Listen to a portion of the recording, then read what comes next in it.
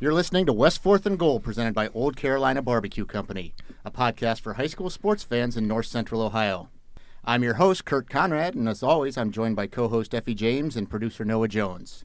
We're coming to you from the IdeaWorks podcast studio on West 4th Street in downtown Mansfield.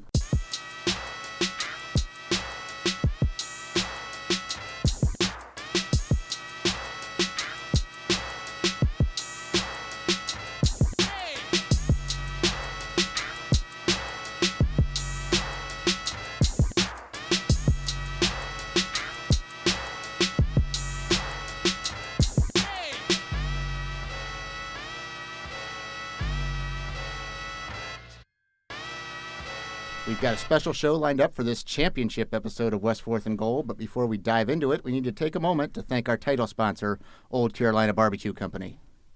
Old Carolina Barbecue is authentic barbecue inspired by the Great Carolinas. Head on over for your Sunday meal and have an all-you-can-eat barbecue at 2035 4th Street in Ontario, Ohio, and you're sure to agree that it's the best barbecue in town. While we're at it, we need to thank Andy McIntyre at Two Cousins Pizza for his continued support of the podcast. Two Cousins is the official pizza of West 4th and Goal. Guys, I don't know about you, but as far as I'm concerned, Two Cousins has the best sauce in town. If you're hungry for pizza, subs, stromboli, or salads, give Andy and his team a call at 419-522-2211 or stop by the shop at 103 North Main Street in downtown Mansfield. Two Cousins Pizza, the official pizza of West 4th and Goal.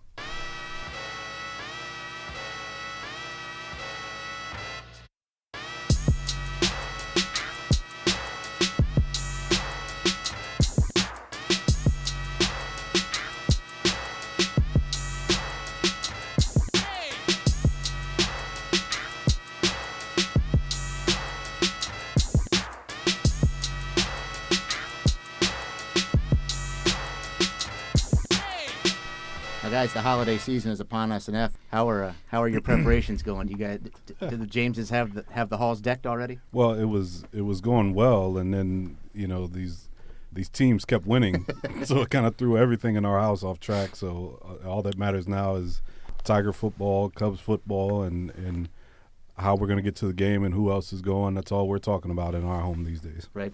Officially, Christmas is 3 weeks away, but for high school football fans, this is Christmas Day coming up here. It's championship weekend, 7 state championship games beginning Thursday, ending on Saturday. We got 2 local teams playing in the state championship games. In Division III, Mansfield Senior is going to play for a state title on Friday afternoon, and then the following morning, bright and early, 10 o'clock in the morning, the Lucas Cubs are going to chase that Division VII state championship. And the playoff era began in 1972, and this is the first time any Richland County team has made it there, and we don't have just one; we got 2, and that's saying something. It's real special, man, and being a part of something. I'm amazed at a lot of the players that I've talked to from both senior high and Lucas at how they're handling it. I mean, they seem to be, of course, I'm sure they're excited and all the attention, but all the guys I talked to, including these 2 guys tonight, were just all they were talking about is the game. With everything else going around them, they're ready for the game, which says a lot, because usually you could just get caught up in the hype of what's going on. Yeah, and let's introduce our guys. We are fortunate enough to be joined by a member of each team. Mansfield Senior, we have Tyler Grose, and from Lucas we have E10 Wallace. And guys, thanks for coming down and joining us. Thanks for having me. Thank you. Yeah, absolutely. Let's dive right into it. I mean, you guys, it's Wednesday night. We're recording. You guys came here straight from the community pep rally. A lot of people were up there this evening. Just Ethan, we'll start with you. Just talk about that. I mean, it's got to be pretty neat to not only be embraced by your community, but another community too. Yeah, I mean, it's great, like, having the support throughout, the Final Four and the state game, obviously. Like, seeing them come out and support us and us going to support them, it's crazy how much combined support that we all have with each other. Yeah, and Tyler, I mean, I would imagine that's got to feel pretty good that you're not only doing it for yourselves, but for your community and another community too. Right. So on the way to Sandusky game, none of us been in that situation before, so we didn't know. This is our first ever send off, and we get thrown right in through the city, and Coach Adams just stands up on the bus, told the bus driver, turn the music off, and said, "This is bigger than us. Like, this is for the whole city, all the people who diehard Tiger fans." And then Lucas came, and you just seen all the support we had, and we really know it's bigger than us for real. And that's I'm not afraid to admit it made me a little misty-eyed when I was up there this evening. It's awesome, man. And I text Coach Bradley after the Sandusky game, man, and I'm sitting there. Once I got home, I felt like I couldn't sleep, and I'm sitting here like, man, what are you doing? You don't play anymore. You don't coach anymore. You don't have any biological children that are playing. What is this? And what it is. It's when you're connected to community and you're connected to sports, man. I feel like I'm still a Tiger. You know what I mean? I am still a Tiger. So watching these kids succeed is it's just it wells up some pride in you, and and for yourself covering these sports, you become a part of it. So I'm extremely proud of this community, the way they have rallied around these teams, and also the teams themselves. Yeah. And Ethan, senior high went to double overtime on Friday night. I guess it would be understandable if maybe those guys were too banged up and tired to come see you off, but there were 2 busfuls of Tigers that came down. That had to be a pretty special feeling. Yeah, that was great because the battle they were in the day before that, it's great to see them out there with us. It's not just the team supporting each other. It's the community supporting each other, and the community supporting the other team. It's so neat to see. It's so neat to see. Well, and it's nice because the dynamic of the communities on the surface is so different, mm-hmm. But that's the one thing I love about sports, and I tell people all the time: sports is one of the most inclusive things that you can be involved in, and I encourage all young people that are not involved in something. It doesn't matter whether it's sport or anything. Just get involved with your activities because they're so inclusive, and it doesn't matter who you are, what your background is, and it's something that can bring communities together and people together in ways that they would never otherwise do. Right. You would never find Lucas parents and Mansfield senior parents cheering like crazy downtown Mansfield. That would never happen had it not been for sports. So, it's just a great thing to be involved in. And it's kind of taken off here. It's got a life of its own. I think a columnist at the Willoughby News Herald wrote a big column about the relationship between the two communities. This is what high school sports is supposed to be about, right? Right. It is supposed to be about communities. And we were talking earlier about, we were talking with Ethan about Harvest Prep, the school that they played, and how since with them being a private school, they don't have that community backing, and it's so difficult. I feel bad for those types of schools because you don't have that community behind you, and because at the end of the day, when you get past your regular season, what drives you to keep going? Right. Especially when you get to this level of the tournament, no matter what sport, what drives you to keep going besides that community, and you can feel the energy that comes with when your community follows you and when you get those send-offs like you guys have had. That's worth effort on the field and can be worth points on the scoreboard. Right, really. Right. Now, we'll talk about Harvest Prep and last weekend in a little bit, but before that, let's rewind it a little further and go back to the regional championship game. Lucas is clinging to a 21-13 lead. You guys turn the ball over on downs, I think at your own 10 or at the Cuyahoga Heights 10-yard line. They drive the length of the field. I'll let you tell the story. I don't want to step on your toes. But they drive the length of the field. They're about to punch it in, and you can take it from there. What happened? Yeah, so the play before the fumble recovery, they were running their option, and they handed it to the fullback, and I saw the quarterback look over the coach and, say, run it again. And I knew because I kind of cheated outside because I thought they were going to throw it. So I knew that the quarterback saw that when he was reading it and wanted to just run it again. So the next play I lined up in the same spot, but I knew they were going to run the same play. So I was looking at him. He pulled it, went to pitch it, lost grip on the ball because it was super wet that night, right. And it's just going around, and I just see it and dive on it and then start celebrating. Yeah, dive on the football at the one. They're going in for the potential game-tying touchdown, and you dive on it on the 1 yard line. When you see it squibbing around there, what's running through your mind?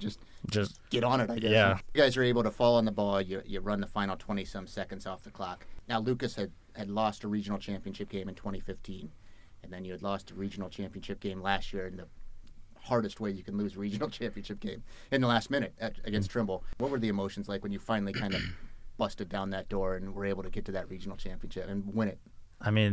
It's amazing because everyone's there with us, and no matter how bad a season is or anything, everyone's always, like, the community's always there. And then seeing them stick with us throughout the loss last year and everyone, like, just staying with us, it's awesome. Now, Tyler, you guys haven't had a lot of near misses. I mean, the 2013 team made it to the second round. The 2000 team, that's well before your time, made it to the second round. This is all uncharted territory for you guys. Right. I mean, how have you guys been able to navigate that? I mean, do you feel the pressure, or you just, how are you able to handle all that? So, like, I can say the only pressure we feel is knowing how much people we got supporting us in the city. Like, we want to do this for the city bad. So we know if we play our game, we'll win. That haven't been a question all year. So it's more of, are we going to execute? Do we got everybody focused? Do we got the young guys focused? And we just got to win. Right. That's the only pressure we have is win. The night before Ethan fell on the fumble, you guys went to overtime against Sandusky. That game, you guys block a field goal, so all you got to do is score to win. You get it inside the 8-yard line, or right around the 6-yard line, I think it was. Just take us through that play, because I had a real good look at it. I was in the back of the end zone, and all I saw was Tyler and Benny pulling around, and that's a lot of big dudes running downhill. Just take us through that play, and I would imagine you got to feel pretty confident when the two of you guys are kind of plowing the road. Yeah, so we got the play call, and we both look at each other and smile, and we just looked in the Sandusky players' face, eyes red, because after we blocked the kick, I feel like they knew. As soon as we called 49, me and Ben looked at each other, smiled, and pulled, hit the dude, and just started celebrating. We knew it was a touchdown. And I watched it several times in replay, and there's a little defensive back who tried to come up there, and these guys were seeking out second-level defenders. Right. I felt bad for the little guy. I mean, there's just no way that it's going to end well for him. Yeah, when some of those plays, man, and I watched that when I saw it on television, and some of the plays, and the Tigers have obviously a great running game, and some of those counter plays and trap plays that they run, they've gotten so good at it. These guys know exactly where to look and who they're going to block. So I know they were confident going in, but again, watching a team that is confident in their running game, both of these teams actually, it amazes me, because in this day and age of spread offenses and throwing the ball all over the place, you look at these two teams, the heartbeat of their success offensively is their running game. Cam Todd, the quarterback, has had a great year, but for my money, the Tigers are a running football team, and I think they established the run well. Tyler and the rest of the offensive linemen do a great job establishing the offensive line and the line of scrimmage on both sides. And I think both of these schools do a great job of establishing the run, and it has got them to the state finals. So, it's awesome to see it, though, when kids get that. And we've talked about it before. I mean, it's fun to play in the Ashland offense and throw it all over the place when it's September and early October, but when the snow starts flying, you better be able to run the football. And I remember those years coaching against Ashland when Valentine first came, and they spread all. But what was nuts about it, we would go crazy trying to figure out how to defend all the receivers. But when it came down to the game, what killed us is quarterback runs. Right. They would spread the ball out, and we'd be being in dime and nickel packages and trying to figure out how to. And then as soon as we get everything figured out, they run a quarterback trap, and he'd run for 30 yards. Right. So at the end of the day, the running game, stopping the run and running the football is still the key. And if you can do that, you're going to have a chance to win. And Ethan, I told the story a couple times. I covered the St. Thomas Aquinas game, and it just seemed to me, and you probably had a better look at it than me, but it just seemed to me like those guys didn't want to. You took their will from them. They didn't want to. They were tired of trying to tackle Tommy Zerzow. They were just looking for someone to block him out of the play, so they didn't have to get run over again. I mean, what is it like to go out there and just impose your will on a team like that? I mean, it's great. I feel like we do that the majority of the time, and it's I think it's super fun to see it, because you're just watching Tommy run, and then he's dragging two people. A safety comes up and hits him and bounces off of him, and he's not going down. And he's losing a shoe, and then falls down like 12 yards past the line of scrimmage, and it's just super fun to watch him run. And Tyler, you guys have a guy, Angelo Grose, who today I think he was the runner-up in the Mr. Football Award. He's not only a teammate, he's a cousin, right? What's it like playing with a guy like that? He's headed to Michigan State here in a couple weeks. I mean, he in these last few weeks, he's done an awful lot for you guys. I mean, it's certainly a team effort, but he has he has put you guys in pretty good spots the last couple of weeks. I mean, what's it like lining up with him? Nothing new. I've been playing with him since kindergarten. He's been doing this his whole life, so it's like he make the play. I don't even go celebrate. I expect him to do it. I'm like, yeah, that's Angelo. Now, you guys the other night beat Aurora 27-21 in double overtime. And on the game-winning play, I mean, it looked like, and again, you would know better than me, but it looked like you were kind of lined up in a power I. I mean, you had Flickinger in the backfield, and you had two backs in front of him. Cam was right under center. He'd run the ball on first down. So, I mean, Aurora has to respect that right there. And then you look out to the left, and Angelo's in single coverage with the guy. I mean, I would imagine everyone's eyes kind of light up when they see that out there, right? Right. So we've ran that play last year, a couple times this year against Sandusky. We've ran the play a lot, and we scored on it almost every play. So as soon as they said, we seen everybody in the box from Aurora. And as soon as they said 60, they gave us the pass call. We knew what the route was. We didn't have to look at the route they gave Angelo. We knew what the route was. We knew how the Cam was going to throw the ball, and we knew the outcome of it. So we just like, as soon as Cam said ready, everybody's like, we got to protect, just protect. Got to protect. Came up to the line, threw the ball. It was just I can't even explain the feeling. I was gonna say, what is that like to know that you just won in double overtime to go to a state championship game? Okay, so I was excited for like 2 minutes, and then immediately I'm like, dang, we going to state championship. Like, you see all these people in this crowd hopping the fence coming over here. Like, we here now, we got to win it. I'm like, this is fun. We don't get no state championship for this. We got to win it. So like 5 minutes after we won, it was focused to the next week. We got to win. Ethan, your guys' game, I mean, was every bit as exciting on Saturday night. Harvest Prep drives the length, or they score the go-ahead touchdown midway through the fourth quarter. You guys get the ball at your own 20-yard line. You have to drive 80 yards. You do it.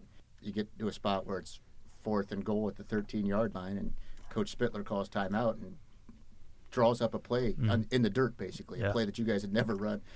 When he's doing that, what are you thinking? I mean, when he said it was a pass, just like he said, all our line, and I'm thinking we just got to protect, cannot let these guys get him, and then let Riley do his job, get him out there, and just have Logan make a play. Put all our trust in those two and just have him make a play. And if we talked about it earlier, for never having run it before, it looked like they'd been running it their entire lives. I mean, it looked clean. It looked like they knew exactly what they were doing. But I was telling Ethan, it's like, it's got to be tough. You're a running football team, and the defense has you in a position where they know you have to throw, and you know you have to throw. But I give a lot of credit to Coach Spittler for obviously thinking outside the box, but also, like he said, they knew they had to protect. They had to give them an opportunity, make their playmakers, or give their opportunity to the playmakers to make a play. And Mansfield done the same thing for 2 weeks straight. You got to give the ball to your playmakers. And, I'm watching these offensive lines, or Mansfield's offensive line, dominate games, but it gets tough. And one of the things I want to ask Tyler about is, like, I watched Aurora. Their linemen would play, their defensive line would come out, and you guys have to bow their defensive linemen. And then their linemen go off, and you guys just flip sides, and you guys have to still battle. How does that feel? I mean, what is that like, having to, play a team that is a lot two platoon, and then you guys have to go both ways? So it's tiring. Yeah. So we did a lot of conditioning, because he was like, it's not. We even conditioned like week 8, week 9. Usually teams start conditioning like week 4, and it was like, we already knew we're not having no 10-week season. Like, this is for these gashers, and these 110s is for week 15, week 14, when we going both ways and we playing teams that's doubled at the position. Wow. And so it's like, as soon as if we get stopped, or we got a punt or something, or even if we score, me and Toot we just hurry up and get squirt some water in our mouths. Tell Clay, like, all right, we gotta go get a stop. Wow. And then we get a stop, come back, do the same thing again. Yeah. It seemed like that game especially was, it seemed like it was one of the more physical games I've seen. It was like a mass unit. There was people dragging off and people just banged up. Can you tell a difference from regular season football to playoff football in terms of intensity and physicality? And then as you go deeper and deeper into the playoffs, does it get even more and more physical? Yeah, it gets way more physical, but even then, I think what steps it up a lot is the intensity, like the crowd. Like that crowd was so loud. It's like third down, fourth down, we're like, I can't even hear Cam.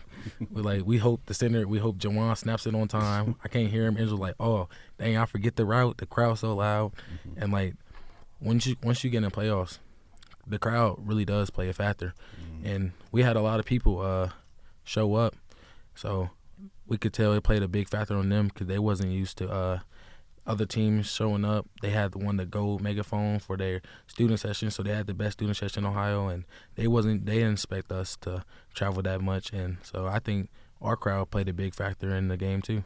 And I don't even know if I expected the Mansfield senior fans to travel as well as they did. What has that meant to you guys? I mean, Lucas has always traveled real well for you guys. I mean, to either of you and both of you, I guess. I mean, what does that support, on game night mean to you?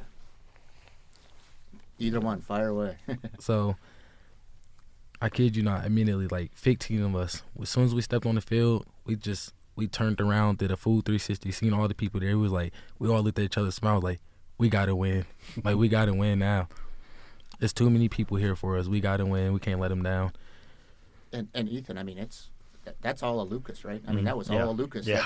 They were all in the stands on Saturday night. Yeah, it's crazy. Like, our guys are out there looking up in the stands, like when we're getting our play calls. Spit normally yells them out to us, and then like whoever's closest to the sideline is relaying it all the way across the line because we can't hear because our fans are yelling so loud. And that's something I wanted to talk about is these two coaches. They have both done such an amazing job, and I think Scott Spittler and Chioke Bradley, they arrived at about the same time at their respective schools. I think they've both been there 10 or 11 years. Right.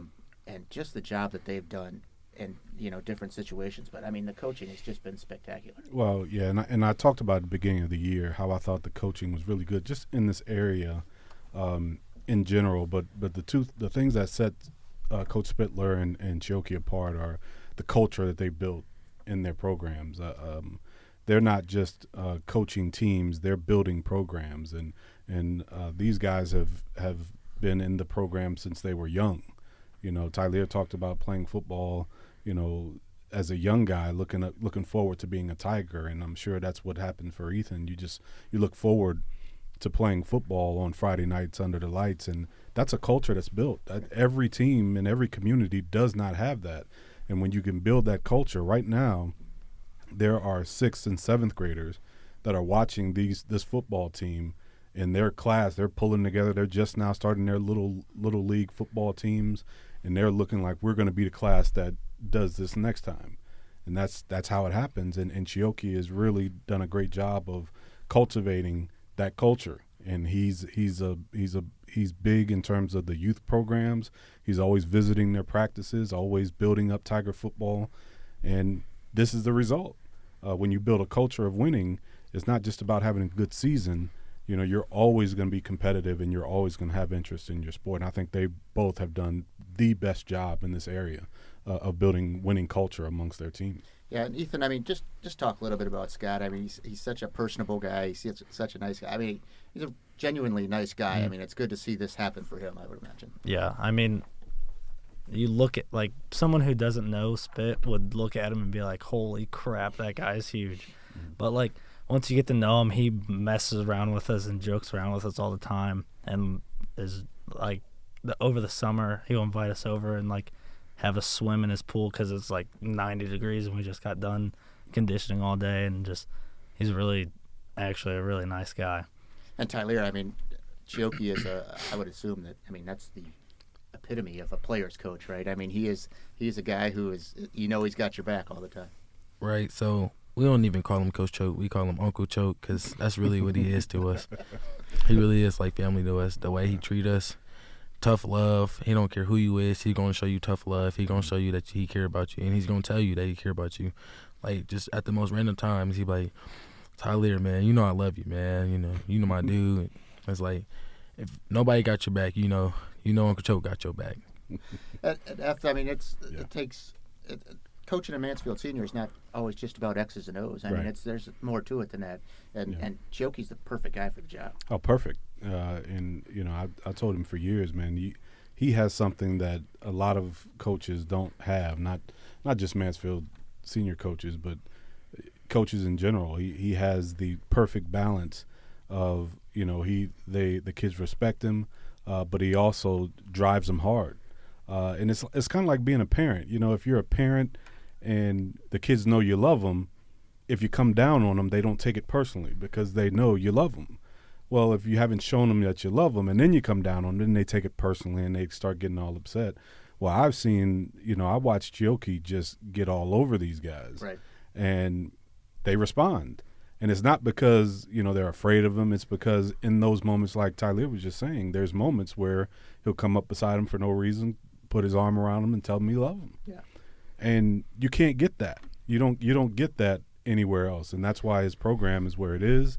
That's why kids want to play for him, and that's why they play so hard. And ultimately, that's why they're so successful. Right. Let's talk just a little bit about, and I don't know, from a player's perspective, I'm interested. I mean, just the legacy that you guys are creating and leaving. And the reason I say that is I was at senior high practice the other day, and Dave Carroll, the coach at Clear Fork, was watching practice, and he said to me, watching Mansfield Senior do this and watching Lucas do this, that proves that Richland County kids can do this. I mean, it's beyond what you guys are. I mean, do you get a sense that all the eyes in the county are on you guys, and that you're kind of paving the way for other teams? I mean, it is great because I have friends from like Clear Fork and other Richland County schools that have texted me and like been telling me how awesome it is that everyone's doing this, and I think it is cool that everyone's like watching us and the Tigers. Tyler, I mean, it's covering your guys' games the last few weeks. There's certainly a lot of senior high letterman's jackets in the crowd, but I've seen lots of Lexington jackets and Ontario jackets. I mean, it's like everyone's behind you. Everywhere. It's like every day of the week. It's like somebody from Shelby texting me, or Lexington, like Jacob Dennison, he'd hit me up, or people from Sandusky would hit us up. People from Shelby, Merrick, he'd hit me up, telling me like, good luck, good job, and all that. And it's like, it didn't even hit me at first. And then we went to practice yesterday, and we seen Clear Fork there, and we're like, oh, wow. And then we go to practice today, and it's like more coaches is there. And then first week of the playoffs, Winford coach was there. So it's like, we must be doing something right. Right. It's like Coach Adams said, it's more than you guys. It's more than us. Well, let's talk. I mean, we got you here. We might as well talk about your state championship games. Let's, Tyler, we'll start with you. You guys are Friday at 3:00. You guys play Trotwood Madison. That's a team that has a whole pocket full of state championships in football and basketball both. I mean, what do those guys do well, and what are you guys going to have to do to kind of slow them down? They have speed. They're physical. Athletes all over the field. But then that's all we hear people talk about. It was like so what do we have? Do we not have speed, athletes all over the field? And we think, like, we're the underdogs, okay. People think that, but we got the mindset, like, we're the team to beat. We don't care who say you better than us. If you think you better than us, just come on the field and show us you better than us. So I think the key to beating them is play Tiger football. Right. Play our game, we'll win. Bring first championship back to Richland County. And hopefully it'll be about 12 hours before the second championship Right. in Richland County comes to town. Ethan, just talk a little. I mean, you guys are playing, high school football, small school royalty. I mean, Yep. Marion Local they've been there 9 years in a row. I think that run started in 2011 maybe, and that's when they beat Buckeye Central. And before this year, I think that was the most recent local team to play in a championship game. They've won 10 state championships in the last 20 years. I mean, all that said, you're not playing those past championship teams. You're playing the one team on the one field Saturday. I mean, is that the approach you guys have to have? I mean, to us, really, all the pressure's on them because we're going into this the underdogs. Nobody thinks we're going to win but us, the guys in the locker room and the coaches and the community behind us. And just going in with that mindset, I feel like it's going to give us the edge that we can because we're going to come out, we're going to punch them in the mouth like we do everybody, and gonna play our football and hopefully come out with a state championship. If there's something to be said about playing with house money, right? I Sure. mean, if you got nothing to lose, you might as well go out there and play free and easy. Well, and I think that one of the things I remember when Choki and I were part of the first senior high team to ever make the playoffs, and so at that point we had made history, and I remember there being this buzz in the community, and everybody was just going nuts. It wasn't as big as it is now, but it was just huge because we had never made the playoffs before. And I remember thinking to myself, like, man, this is nuts. And we had coaches were coming in, and people were buying us all kind of food, and people were making T-shirts and all this stuff. And then before we knew it, it was game day. And so we walk into Parma Stadium, like playing Massillon, Washington, who at that point I think were ranked number 2 in the state. And we're like, and it's almost like, and I think I can speak for me. I probably was the only one, but I was like, I almost forgot we had a football game to play. So to hear these young men talk about not just getting there and winning the football game and seeing the importance of what it means it's a lot, and it does mean a lot. But at the same time, you get an opportunity to enjoy it, and I'm telling you, both of you guys, that the game is big, and you guys are going to perform, and I believe both of you are going to win. And at the same time, enjoy this time. You will never. I don't care what you go on to do. I don't care if both of you go on to be pro football players. When you have your memories, this will be what they come back to. So enjoy this time. Soak up all these T-shirts. Get as many as you can. The rally towels, the pizzas, the subs, all that stuff you guys are getting. Soak it up. But when it's time to play, when it's time to get on that bus, it's business time. And that's how you make the most of this experience, because it's going to be unforgettable. No matter what happens, it's going to be unforgettable. But make the most of it. The whole experience is going to be huge. Yeah, it's not a sightseeing tour going to Canton. That's a business trip for you guys. Absolutely. Well, I think that's just going to about wrap it up for this special championship week edition of West 4th and Goal. Hopefully we'll be talking next week about a couple of state championships. Before we go, though, I just wanted to let the listeners know that Richland Source is hosting we're calling it the Championship Kickoff. It's a tailgate event, and it's kind of a Facebook Live event. We've rented a spot at the Pro Football Hall of Fame, where details are still being hammered out. We're going to have donuts, and we're going to have something for you. We're going to have refreshments, I guess. So stop by and on the way to the stadium on Friday afternoon or Saturday morning, and say hello to us, and we hope to see you there. So on behalf of Effie James and Noah Jones, and I'm Kurt Conrad, and thanks for listening to West 4th and Goal.